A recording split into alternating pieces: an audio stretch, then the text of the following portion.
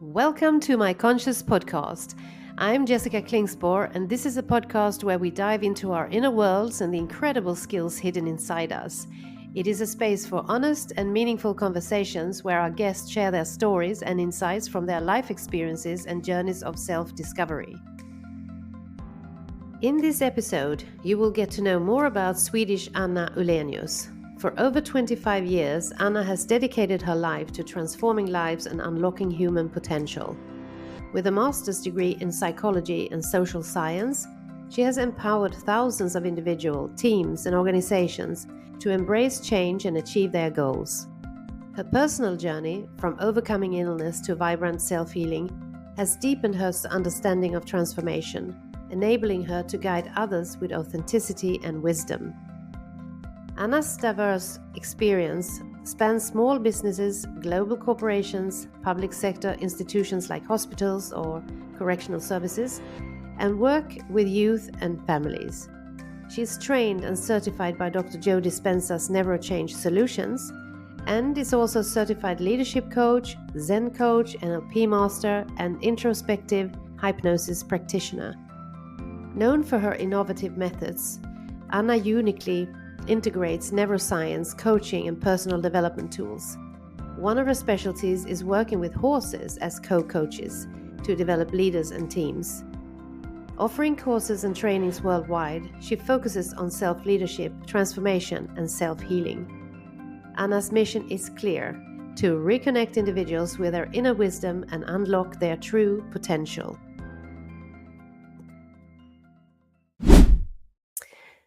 Well, hello everyone. Today I have a really brilliant woman here, Swedish Anna Ullenius. And you have a master's degree in psychology. You have a master in NLP. You are certified in various coaching techniques. You're one of the 100 trainers in neuroscience solutions. And you have been both trained and certified by Mr. Joe Dispenza himself. Yes. Wow, that's quite a resume and curriculum to fit into your curriculum. Welcome to the podcast. Thank you, Anna. And also welcome to who is in your knee with a heart-shaped face, amazing. And there is another a huge supporter down on the floor as well. So we are well accompanied here today in our session. It's a lot of love. It's a lot of love out in the ether. So how do you feel energy-wise today, Anna? I feel great. Thank you. I feel blessed and very grateful for being here with you. We have had many long, very interesting conversations about business, about life, about consciousness, about evolving as a human being. And I'm really blessed to be here with you. And I'm excited about this talk and see where it's going to take us today. Yeah, me too. I mean, it's been really heart-opening conversations with you. It's such a gift to come across persons like yourself, Anna. And I'm so curious to know more about what inspired you to dedicate your life to facilitating change and transformation. And how have your personal experiences shaped your methods and philosophy? Could you tell us a little bit about that? Wow. I think it started very young. I think it started very, very young. I felt kind of alienated very early. I was looking at grown-ups as a kid, like surprised in the way they treated each other or all the conclusions and judgments they had. And I thought, well, shouldn't they know better? They are grown up. So I started very early with being kind of reflective and maybe always felt like I was a little bit of an odd bird, which also gave me a kind of observant way of looking at interactions. And I mean, it could be challenging, but it was also very, let me say, it educated me a lot about human beings. And also challenging. I love animals. Animals gave me a space of just being. been a lot with horses. That was one of my biggest hobbies and passions in life. And they also taught me a lot about being present. They taught me about everything is energy in the end. So you cannot enter a scared horse or an animal that have had challenges, as this dog, who was a street dog. I recently, she's a rescue dog from Ireland. So animals is also a really great teachers. I think we have teachers in other people. We have teachers in nature. We have teachers amongst us. When it comes to being authentic and being congruent, horses gave me a lot of lessons. Whenever I wasn't present, the horses I had around me, they kind of made me aware about that. But they also had this unconditional love and absolutely no judgment that we all long for. And Yes. we all can be that for each other also. But we learn very early to judge as people. It's kind of also embedded in our language, right and wrong, good and bad. And through judgment, we also try to fit in. Yes. Which also has been a long journey. I've been trying to fit in so hard. I've been trying to,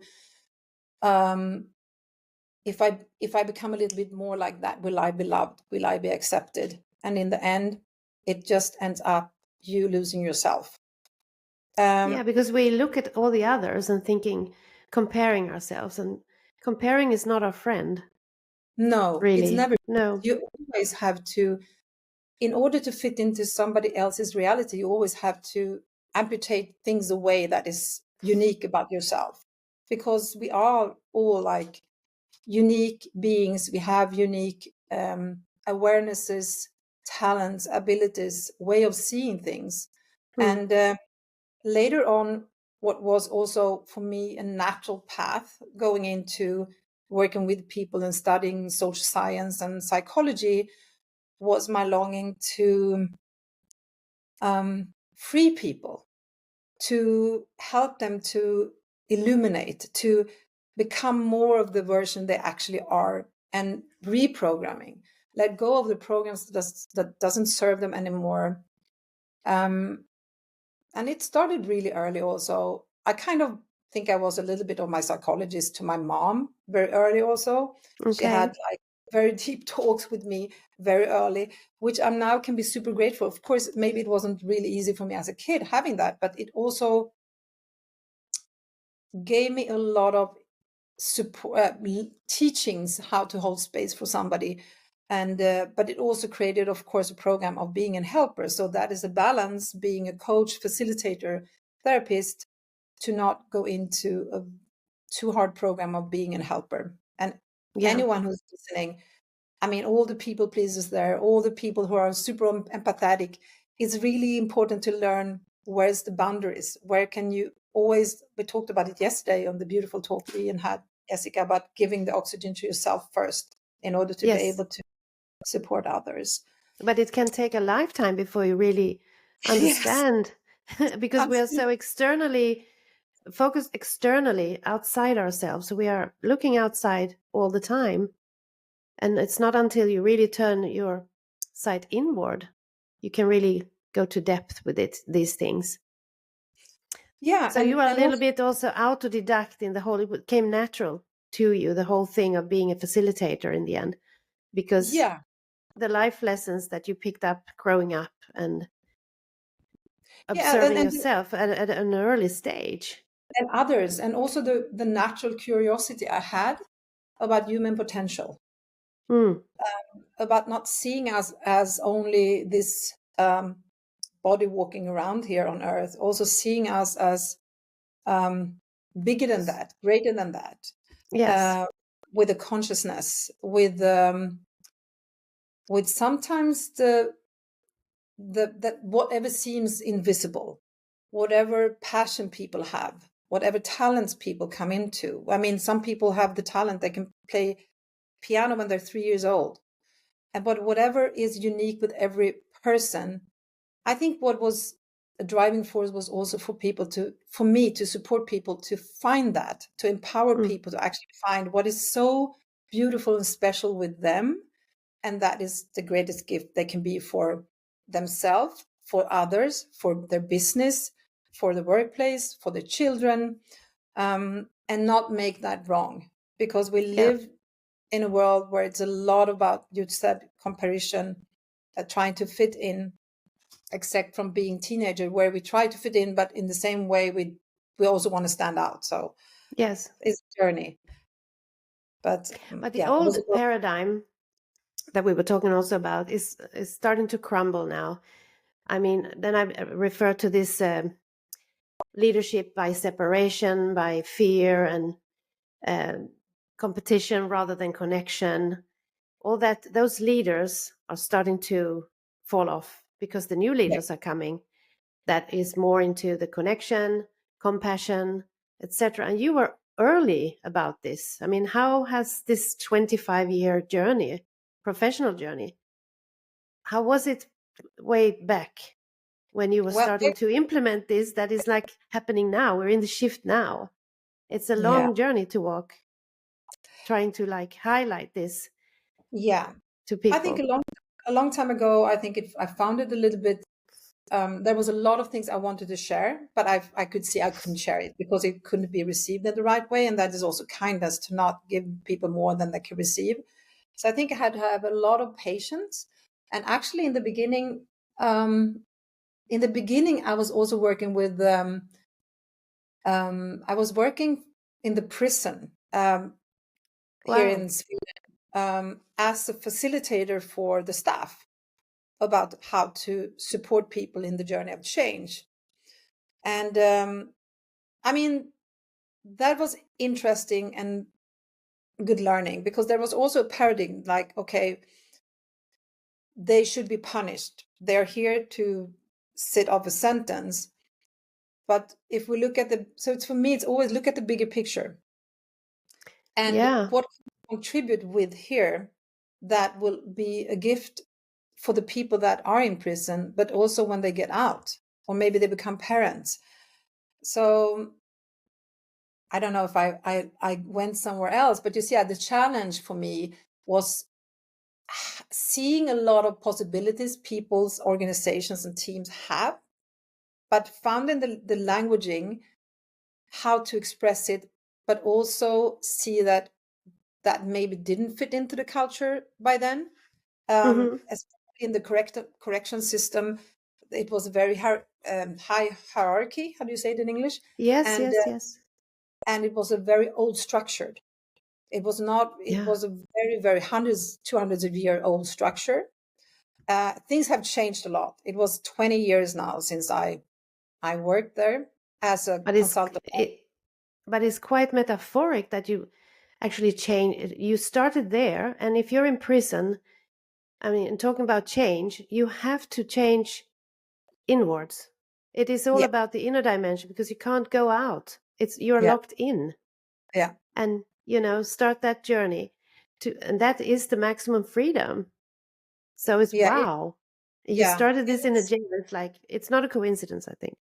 No, maybe not. I don't think anything is a coincidence that happens. I think everything happens for us if we choose to see it from that point of view. And it also frees us to have that way of looking at life. When I haven't had that way of looking at it, I go into victimization or doubt. It's always a downward spiral. And this is also what I think it's important to support each other in, to support each other to see possibilities rather than problems or what is wrong, and see also whatever challenge that is given to us is a way where we can grow. Yes. So this is also what I share, and what I can see now being in business working, I can see that there is you said that there's different leaders coming up now. Because it's required, because the generation set and the new generation, they value leaders who are authentic, they are transparent, they're genuine in their communications and actions. They give feedback, they give recognition, they contribute, they are contributors. Yes. So there is an energy of gifting and receiving where there is a healthy climate that can grow for allowing people's creativity, innovation, stimulate innovation, and thinking outside the box. We see how fast everything is moving now. Oh my God, yes, it's accelerating. It is. Having structures that is not supporting that will crumble. Yes. So I think also, I think it's amazing to see the new generation is also supporting the old system to crumble. And it even starts at school. Absolutely. And how do you see, what importance has it actually played that the research is starting to be, bigger and bigger? They are having evidence-based material. It's neuroscience that actually can be a showcase for people to enter in this way of knowing themselves more. What would you say? How much have that role has that played in both in private and business? Yeah, for me, let's start with the inner journey I done. I've been very hard on myself, not having enough self-love, forcing myself. There's never, in the end, hitting the wall, burnouts a couple of times. Life happens, yes. There can be challenges, there can be death, there can be things in relationship, in families, there can be diseases, there can be many challenges from the outside. But we have to know that we can cultivate a resilience from the inside by working with knowing ourselves and knowing our belief systems, how they are creating a lot of pressure and stress from the inside. Yes. is a very important journey to have belief system that is supportive of us, supportive of having hormonal balance. Let's talk about stress, for example. Stress is one of the biggest reasons for disease in the world. Yes. And we have three different of stress. Yeah, we have chemical stress, we have physical stress, we can fall, we have injuries, we have poison, but we have emotional stress. And in the end, the emotional stress is huge. It's in our lifetime, this is, I think, the biggest one. Yeah. So learning to self-regulate, and in order to learn to self-regulate, we have to know, how do I create stress by myself? Thoughts? Yeah. What are the thoughts? What are the belief systems?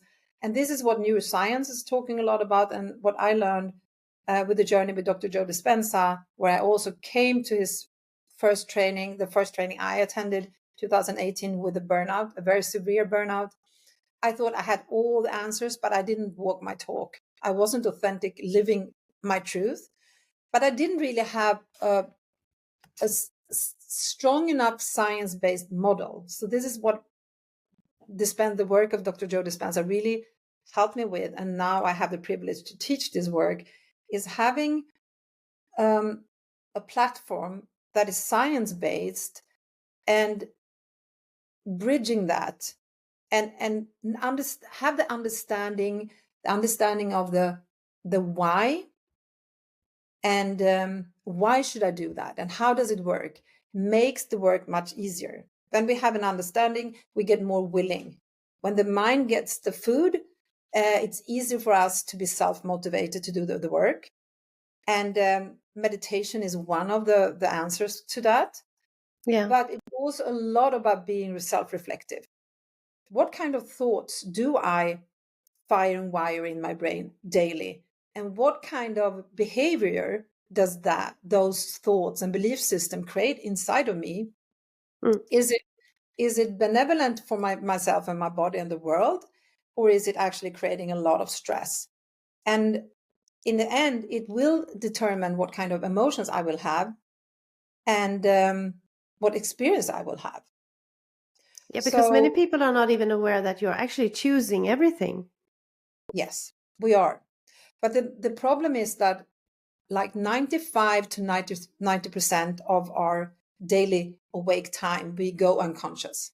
So there is these unconscious programs from the past, whatever we subconsciously bought into as the truth, or that is determined a lot of the way we think, act, and feel.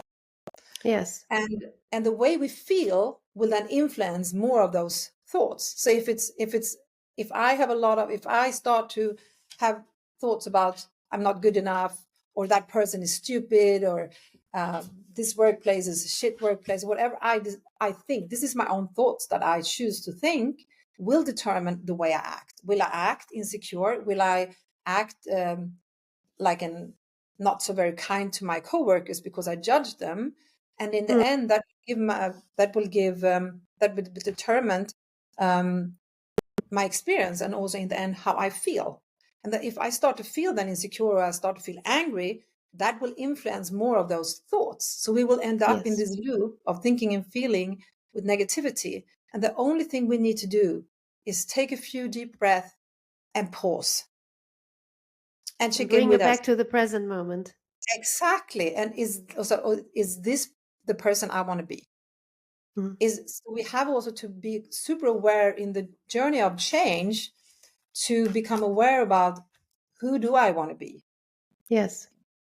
How do I want to feel in my day-to-day business? How do I want to act to myself and to others? And what Is this, message do you have to people that say, but I have this character, I'm born like this? What do you I say would to them? say, that is your excuse to not change. Yeah. That is your excuse, and that is actually making yourself less than you actually are. Because we are beings, human beings, that we transform and change the whole life if we choose to. But do we want to do the change by accident, or do we want to do it in a conscious way?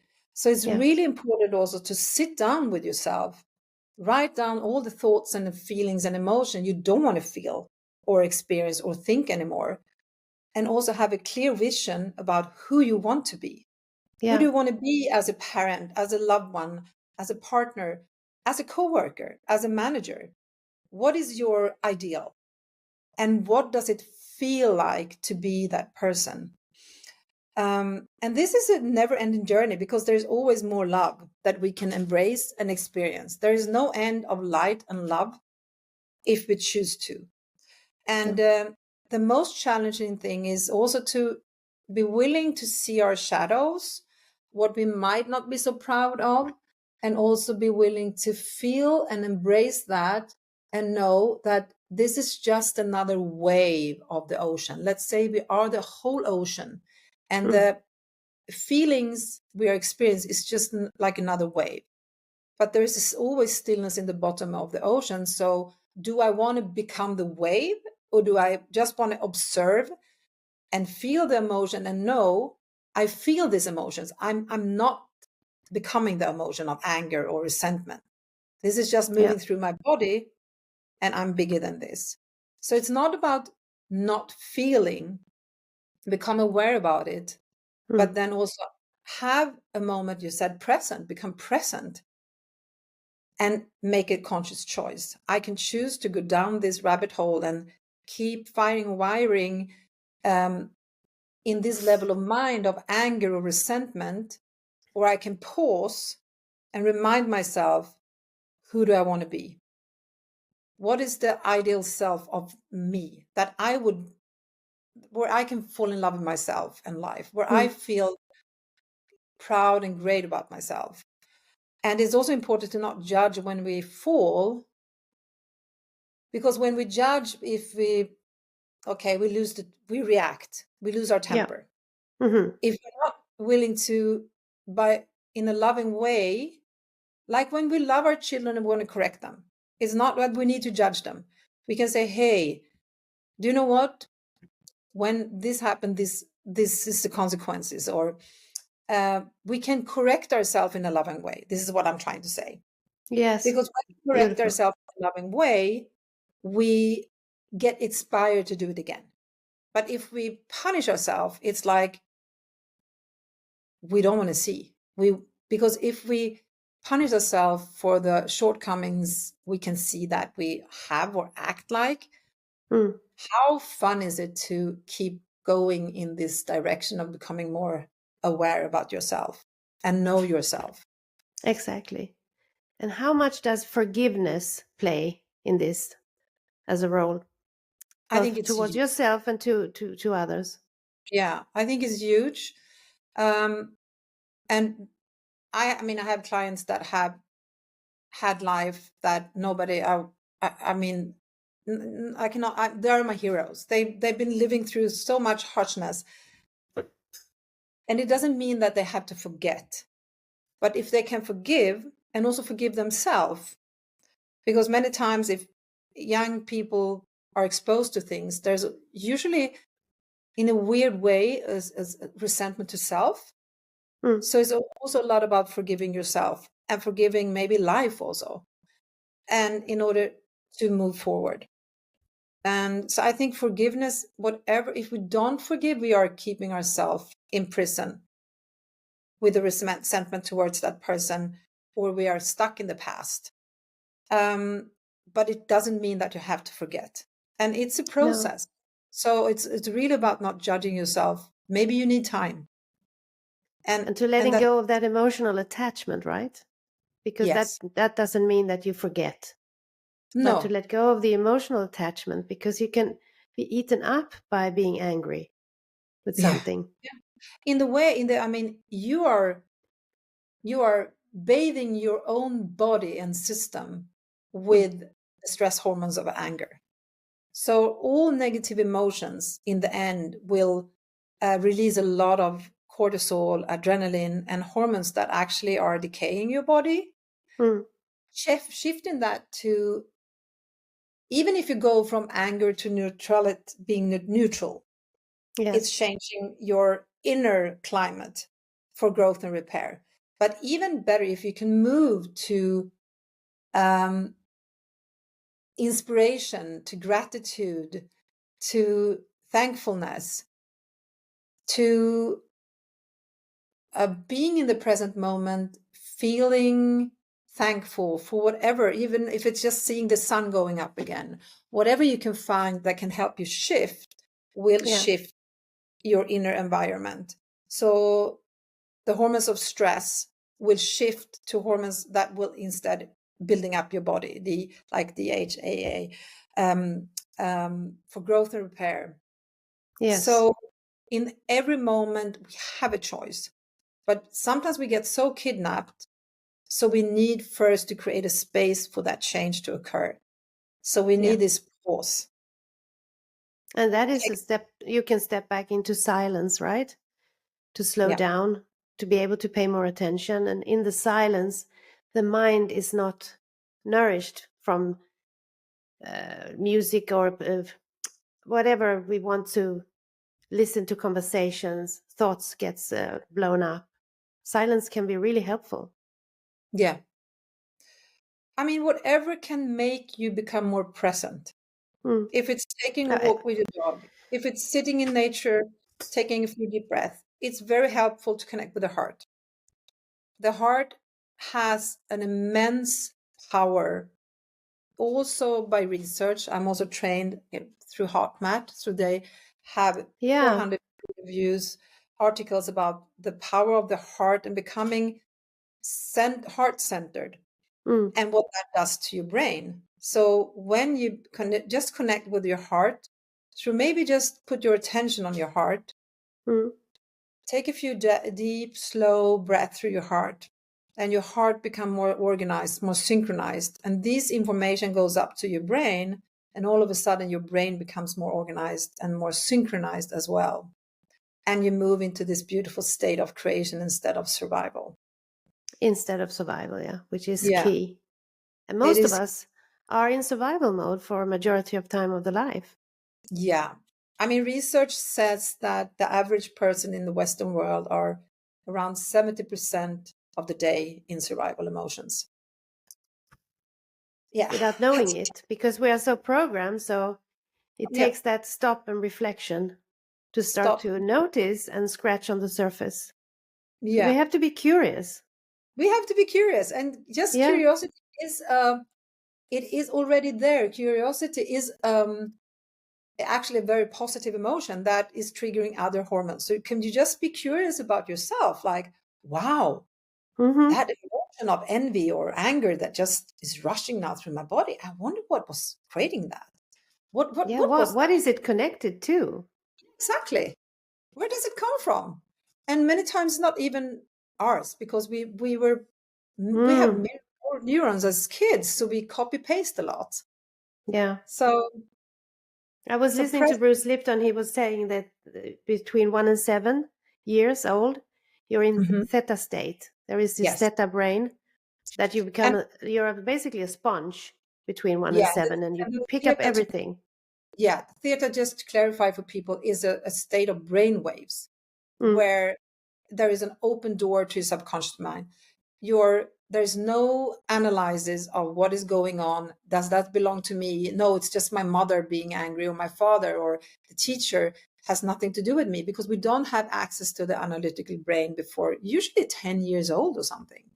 Okay. So so we are more in the theta brainwave state, especially before 7. So whatever is said and done to us, we kind of buy into as the truth, and we tend to make it about ourselves. So if our Mm. parents aren't happy, we tend to think that it's our fault. And Yeah. this is something that we then can carry with us as a 50-year-old person or 60-year-old person if we haven't become aware about it. Yeah. Exactly. And that those feeling can manifest every time it's repeating in the day-to-day life, but it's actually fueled by these old wounds that are Yeah. unhealed, right? Yeah. And it might be It's quite triggered a by somebody at work saying something to you. And then you feel yeah. this rush of anger and energy. And it's not the proportion to what actually happened. No. Then we know that this is something inside of me more than that, just a person, I would say. And it's usually in the triggers, the great portals into what we have to learn, right? So Yeah. anybody who's listening, that if you know you are triggered by something, really, that is where your task is. There is where your hidden gift are, because Mm. when you can dive deeper into that, there's immense healing taking place, and a lot of energy will be released for you that you can later on instead use for creation. Mm. So there's freedom on the other side, going through this journey of being curious and know thyself about what was that, what was the reason for this highly triggered, what happens. And some people cover up sadness with anger, so sometimes Yes. there's a layer we have to go through. And I would say many women tend to feel sad first, but that can also be covering up anger, and men Hmm. tend to do the opposite. So I'm generalizing now, but Yeah, there's a yeah. tendency that it's more accepted for girls to cry and not being angry, and the opposite with men. Boys growing up, big boys don't cry, so they cover up tears with anger instead. So be curious about whatever emotion is triggered. There might be another layer of another emotion um, underneath it.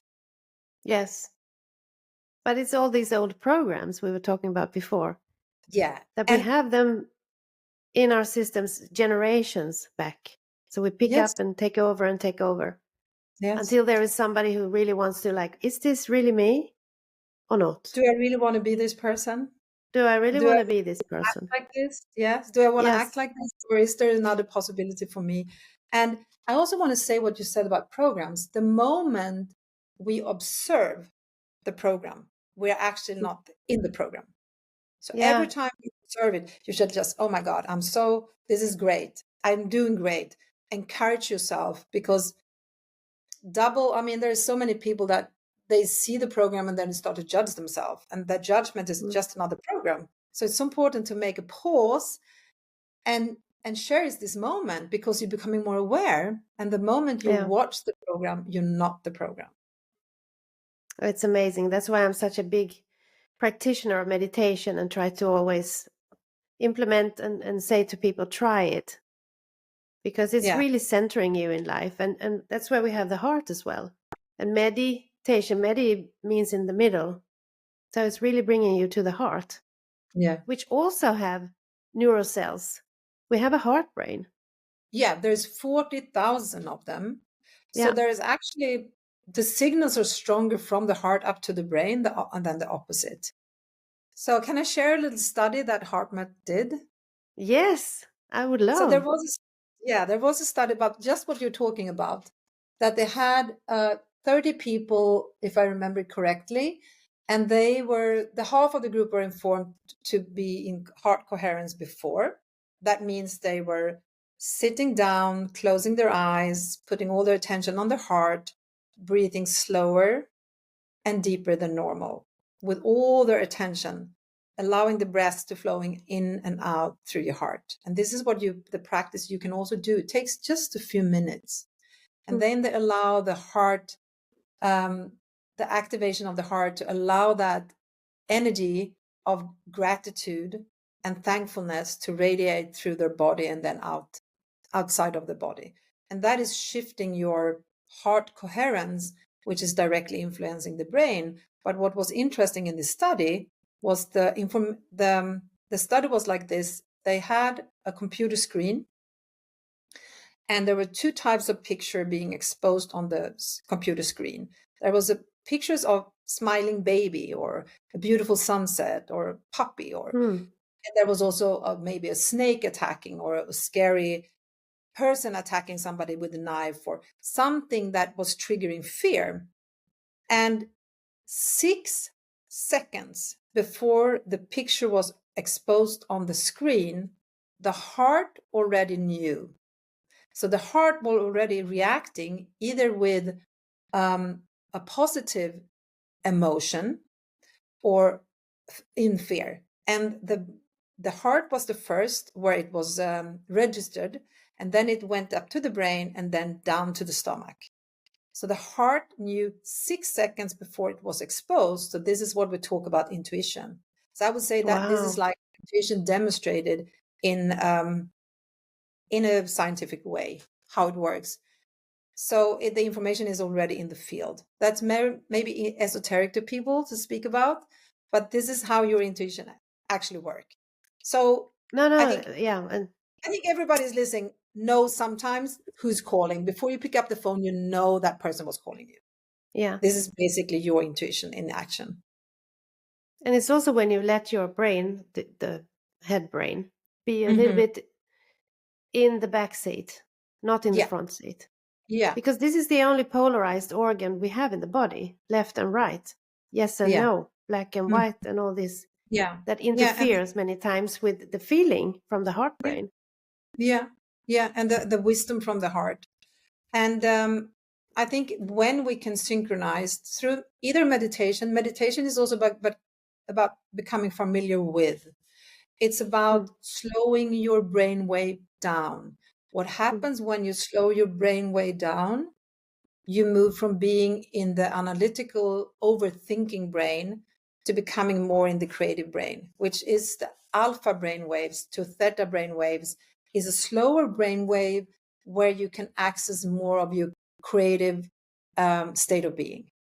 Mm. So you cannot be in the creative state of being and survival at the same time. So this is also shifting your whole hormonal signature in your body. Yeah, Um, so that is also one part of a meditation. And some people tell me, but I cannot meditate. It's even more thoughts when I meditate. And I say, yeah, that's okay, because you are actually exactly. becoming aware about all the thoughts that are already there.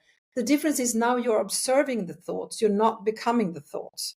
So you Yes. become the observer, you become aware of. So there's nothing like a bad meditation. It's all about becoming No. more familiar with. Yes. And I think there are many people that, but it's so boring. But I mean, you cannot be boring because, I mean, you should be more curious of yourself. Then it Yeah, and that cannot is be what, boring, and maybe I that's think. just your resistance to change and to go out. Yeah. So what happens also when we start to change is real change can only occur when you enter the unknown, because Yeah. otherwise it's just another version of the same, but maybe slightly different. But Mm. really, real change, becoming a new version of yourself, or 2.0 Anna, or 2.0 Jessica, or it is about entering the unknown. And Absolutely. that is many times for many people very scary, and Of there's a course. resistance, because there is also kind of where the ego has to take the back seat of the car. the over analytical mind has to quiet down, and that can seem very scary, and we have all the excuses. I do tomorrow, and maybe no, it's boring, I cannot sit for so long, and your body will react. But every time you sit your body down again, there is a victory. And in the end, you train the animal, you train your mind to slow down, to become more quiet, for having this moment with entering another, I would say, a more aware state of yourself that is maybe Yes. more connected to something greater than what is just your mind can comprehend. Because Exactly. your mind is like a library of everything you already know. Mm-hmm. There's a vastness Exactly. entering the present moment that is so important and crucial. And I usually, when I talk about these things, I say to people that we are born with the same inner capacities, just like we are born with our physical bodies. It can look different, but I mean, we have normally two legs and etc. Yeah. And it's the same way as we train our physical bodies in gyms. I mean, we all know that if you want a six pack, it's not enough with only one time. It doesn't No, happen. And the no. same, you can train your inner skills. Yeah, you don't really go to the gym, watch other people training. No, You don't become bigger and buffier by going to the gym and watch others. You had to actually engage in the process. exactly. So It's the the same with the knowledge, inner. yeah, so knowledge is not enough. You have to start to apply it. You have to start to actually Exactly. practice and work with the tools, like you said, like on the gym. You have to actually go and do the gym training to change your body. And it's the same with changing your mind. You have to apply your new knowledge, but also knowledge is the building block to something new. So what we're Yeah. trying to share here, I guess, is new building blocks, or maybe remind you.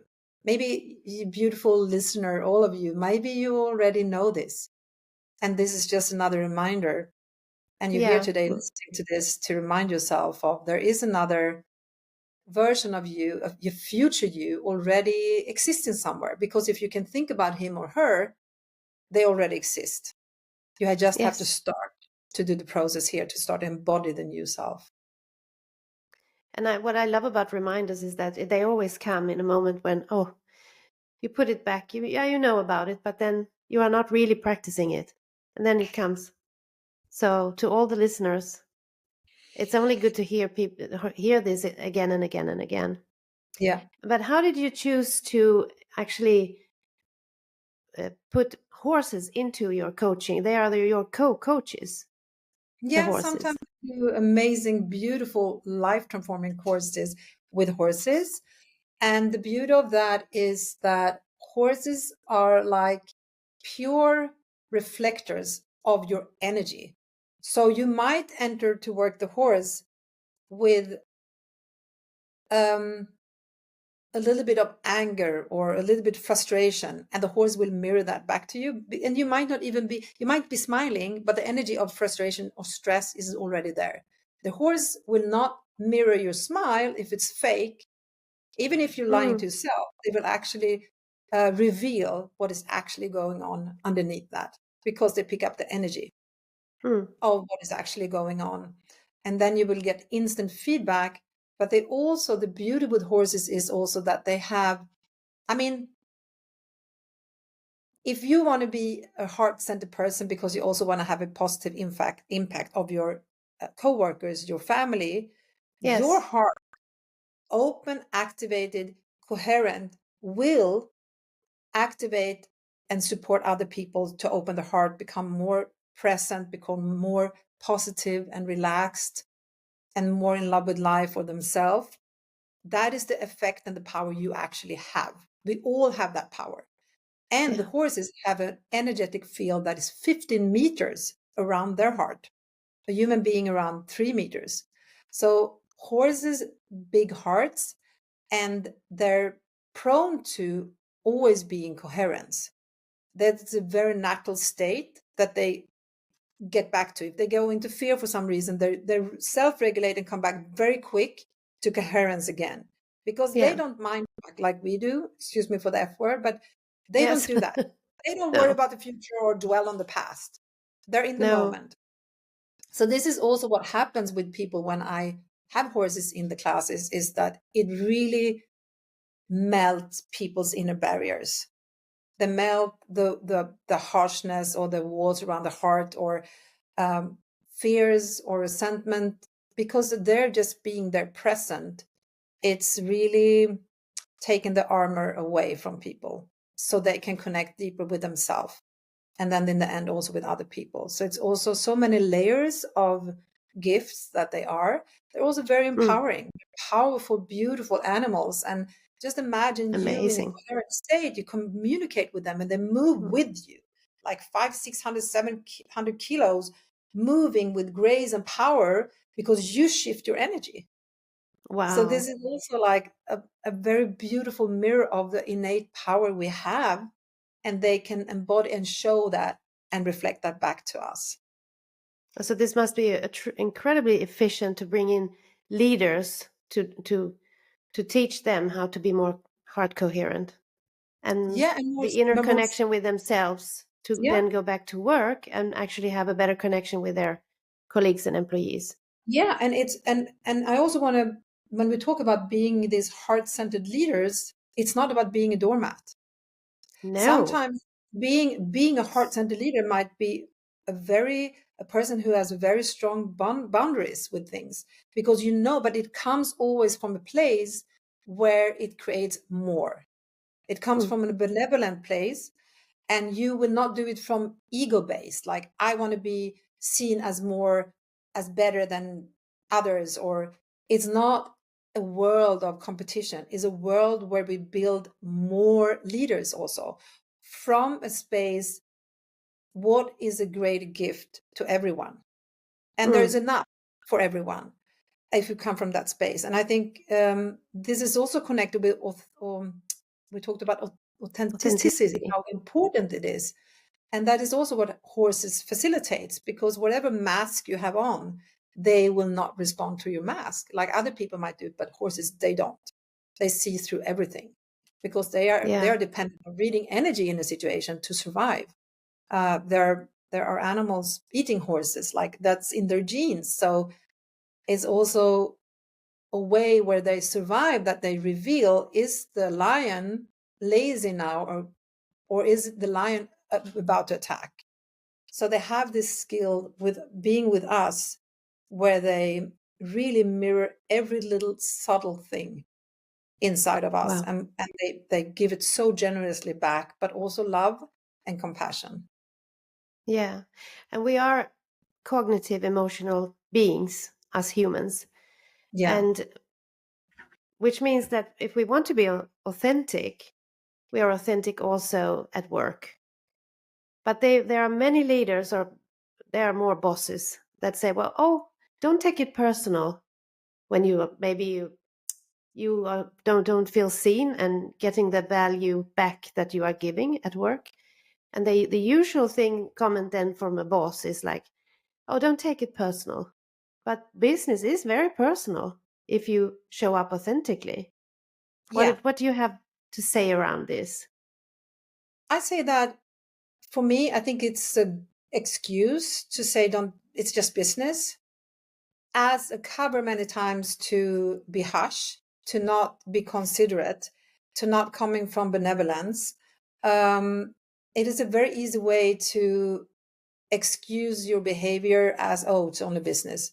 And I think this has to change for all of us, for our beautiful earth we're living on, but for the people we have around us, but also for ourselves.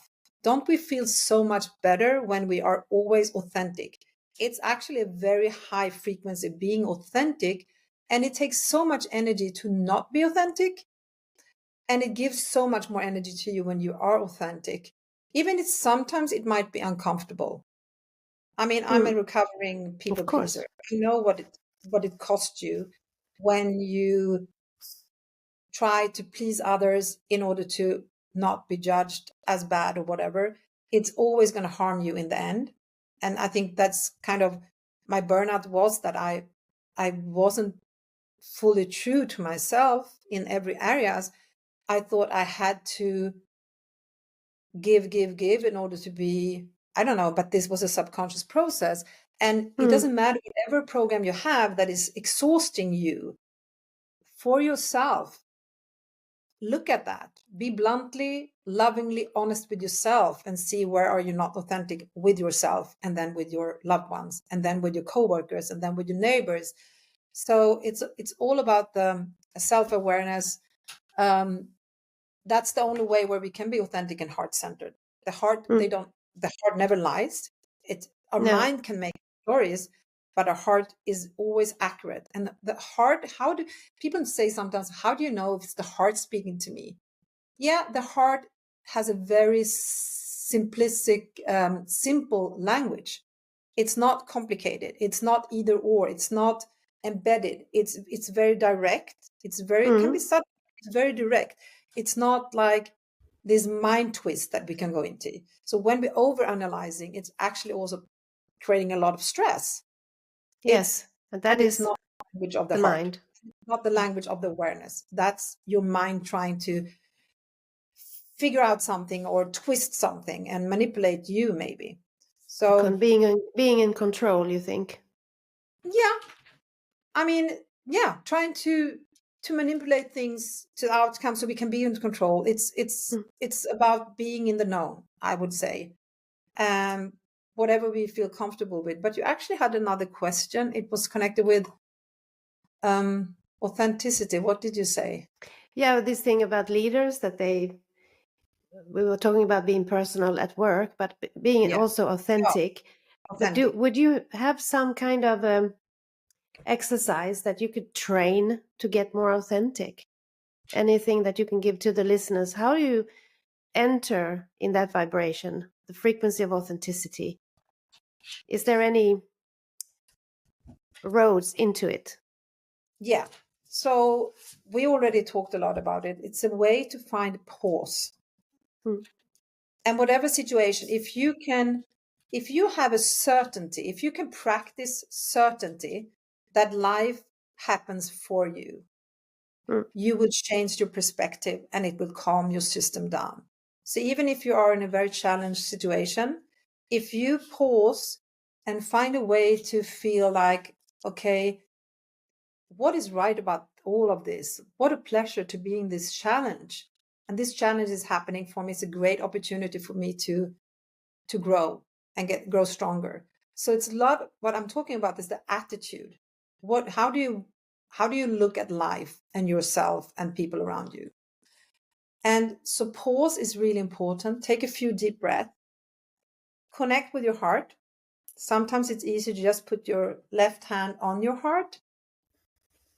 Sometimes maybe close your eyes, or at least put all your attention on your heart. Drop down from your head, down to your heart, and breathe slower and deeper than normal.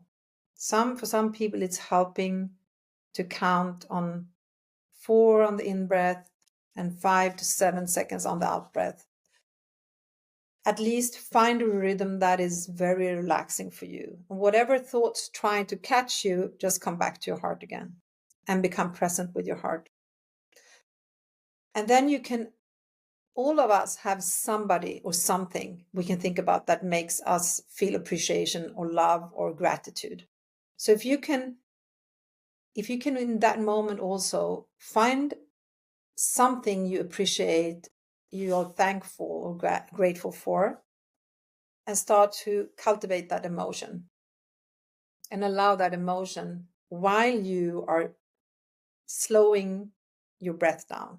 So it's a combination of elevated emotion as gratitude, appreciation for someone or something, at the same time slowing your breath down, deeper and slower than normal. And then start to feel your breath flowing in and out through your heart center and your heart, allowing that emotion to fill your heart of appreciation and gratitude. And also becoming aware about if there are thoughts trying to catch you, just allow them pass like clouds on a blue sky and come back to your heart. breathing slower and deeper than normal. Allowing that emotion of appreciation for someone or something to fill your whole chest. And allow that emotion to radiate through your whole body.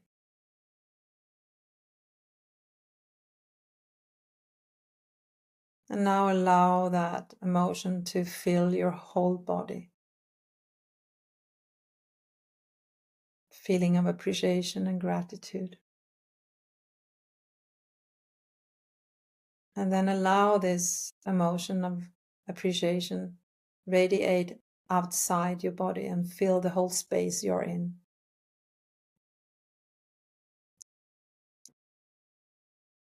And then if you already closed your eyes, take this emotion with you while you open your eyes and bring this emotion and state of being into the rest of your day.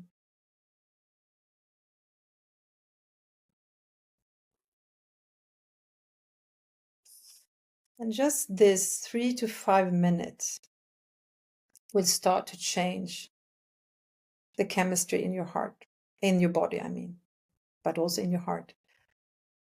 And it will start to cultivate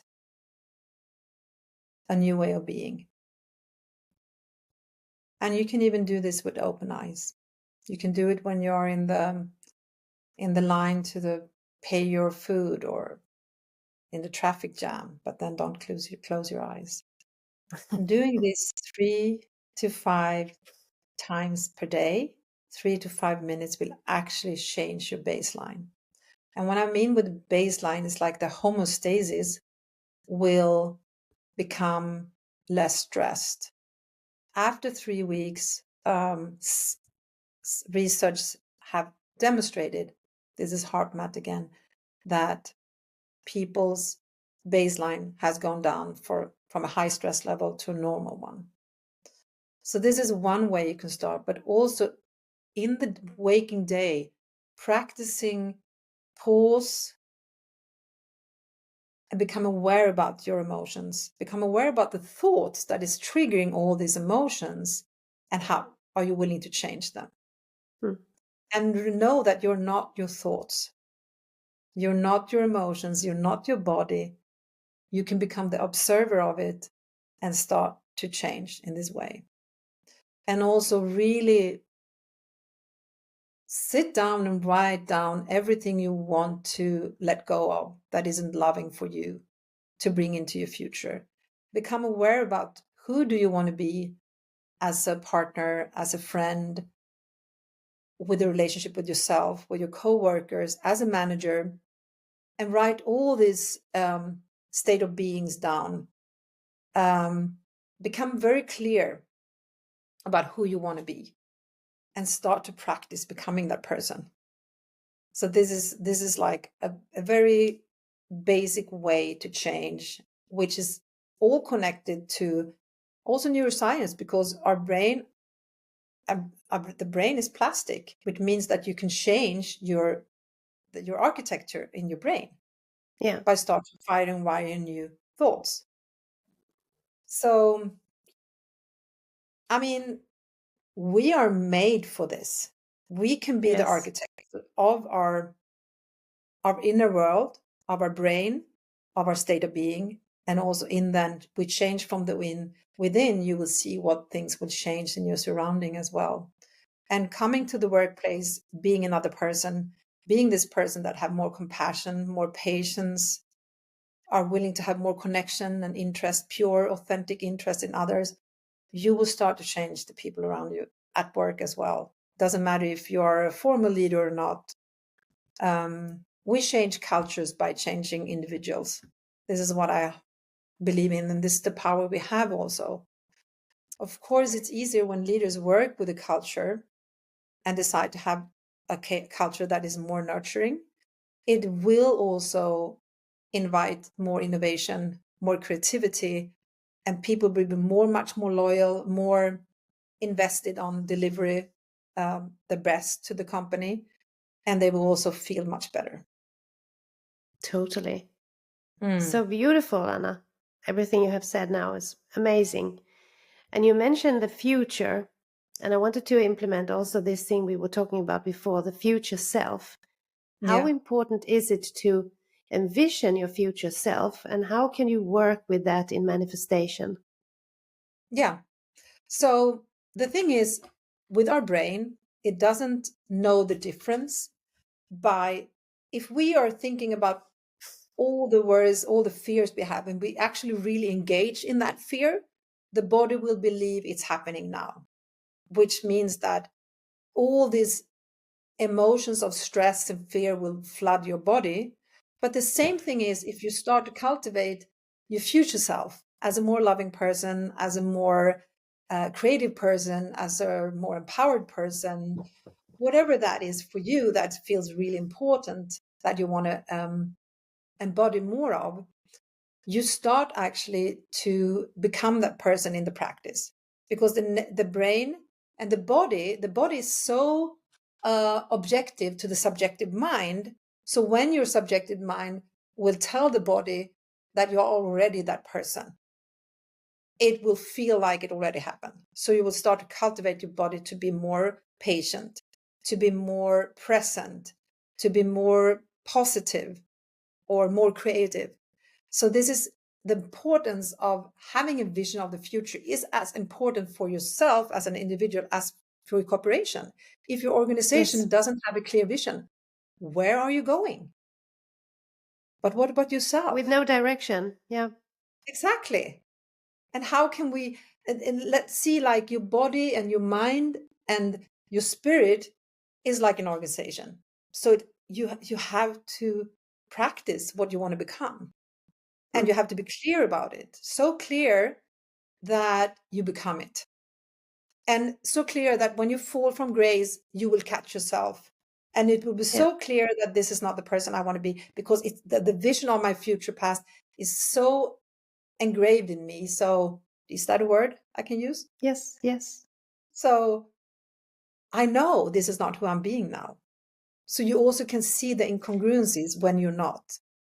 So And on you're falling that's off pure that person, transformation. it is pure. And I think it's so important also to the vision of your future self. It has to be a 10 or a 12. You have to be like so in love with that person. So Yeah. it's worth the effort. It's worth the effort you have to go through, because change is always uncomfortable, because Mm. real change means you have to be in the unknown. And that is always a little bit uncomfortable. Yes, it is.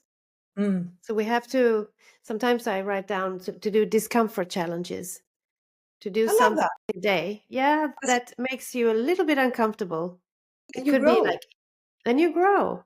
It's like, what is difficult for you? Write it down. Something. It could be just ask for help once a day. For Yeah. me, that especially could be a challenge to reach Yeah. out. It's easy for me Amazing. to give help. So it's a self observation process too, to put It yourself to is. discomfort challenges. I And also what you highly say now, recommend. it's also, I love that, Jessica, you're sharing that, because it's also about starting to take actions. It's not about just sitting and meditating about your future self. It's actually to become it, to actually act like that person already. Mm, And if that person is a braver version of yourself, make this phone call or send yes, this, instead of sending the angry email, what about sending a loving email and book a meeting with that person that you need to sort yes. something out with? Or, yeah. Wise words, really wise words. But in what form are you working now? Because I mean, you are actually embodying this professionally too, and working with groups and managements. And so, how? Yeah, I will put all the contact links to you. But what is? How are you working today? So people Yeah. know. Yeah. I'm Also, one working. on one or teams and Yeah. organizations. Mm? Yeah. I do both. I do one-on-ones, and I work worldwide. Obviously, when I work, it give courses, I travel to give courses with the, for example, with the Change Your Mind, Create New Results, the work of Dr. Joe Dispenza, or other teamwork, changing cultures, evolving the teams, compassion. I work a lot with with emotional intelligence to evolve that in individuals and teams. And that has a great effect on the culture as well. So I do one-on-one in Stockholm. I'm based in Stockholm, but I travel on demand to give courses, open workshops, but also in-house trainings. And I do everything from one-on-one to bigger events, to work with teams, organizations, and also lectures. So Amazing. I'm available, and I love to do what I do. And I love it because I love to see each and every individual I work with to become more of themselves, more of their authentic self, Yeah. beyond doubt and He- programs that are holding them back. So It's it's a like pleasure. human potential development. Yeah. It's like an unlocking what is already innate in them. Wow. That's Mm. amazing. Is there how do you envision the future for the planet and for people? Wow. I think that I have great hope. I have great hope because I think there's so many people that are into this work of increase their frequency, coming more from love, working with their fears, doubts, anger. I think there is a great awakening now. There is a lot of Hmm. inner work people are doing. And it's also, I mean, it's spreading so fast through internet. You have all the information is everywhere. And it becoming a little bit more of the new normal. And this is the perspective I want to come from, because it's Yes. encouragement. And I'm also choosing to see that. And I think that whatever we focus on will grow. It's the same when you work with yourself. Wherever your attention goes, you will nurture more of. Yes. So, which also means that we still have to become aware about what we need to work on, and also see where is the discrepancy in between who I want to be and what do I need to leave behind. So I have great hopes. I think there is an amazing generation coming in now, also out in the workplace. I see it with the younger generation. They are challenging a lot of the old systems, so it's also forcing us to change and up level. Yes. Um, Totally. so I'm really positive, and it doesn't mean that I think we all have to help each other in this journey, and everybody counts.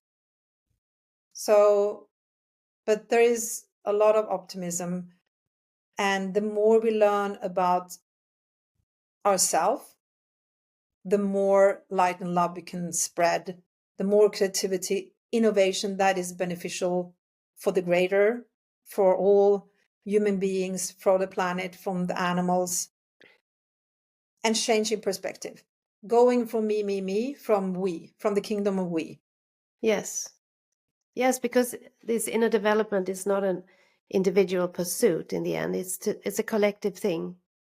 It That's where the is. real power is, when we plug into the collective and we come together, Yeah. like-minded. And like Dr. Joe says, if you want to see it, you got to be it. Yeah. And I also see that it feels like there is a big shift, and there is an emergence where we support each other in this. Mm. And I think we all are leaders in one way or another. We can inspire. Agree. Being a leader means you inspire. Yes, and we are our own leaders. You have an inner lead to Yeah. be responsible to Yeah. This for. is, Yeah. yes. Yeah. Svengelska here. I'm starting, yes. Yeah. It's able to Yeah. respond. Yeah. Yeah. Instead of, Yeah. and Yeah. I think there's really important to move from reaction to responding. Mm. And responsibility, the ability to respond instead coming from just reactive. I think we really need to work on the reactiveness, because there's always, when we are in reactiveness, we regret what we said or did. Mm. And it doesn't True. mean that it's wrong to react, but if we work on it and we know when we reacted, instead of blaming the other person, there's always, I'm sorry. There's Yes. always a way to reach out and recover from that. True. Mm. Well, wow. What an amazing conversation. And Thank you so Thank much you. for all the beautiful and very important work you do. You really make a difference in the world, Anna. Thank And you. yeah, and it feels great to have found you and to walk this path together. I'm truly grateful Yes, you wanted to be in the podcast and to I share your feel. story, because I want to get these stories out there. You are Thank you. certainly an inspiration, an authentic one. And I feel honored to be part of this. And I tell you, for all of you out there, my journey has been as crooked, and I mean, and what do you say? It's not straight journey. No, But it's always through the challenges we endure, and um, we stand up and keep walking, that we grow. yes, So whatever you on the midst, listeners or whoever who's listening to this, wherever you are challenged by, know that this shall also pass. And this is a journey for you to become even stronger and more self-aware. Be loving to yourself in the process. yeah. Thank you so much. And to Thank everyone out you. there, be well. Thank- And you too, Anna. yeah, be well. Thanks. Lots of love. Bye.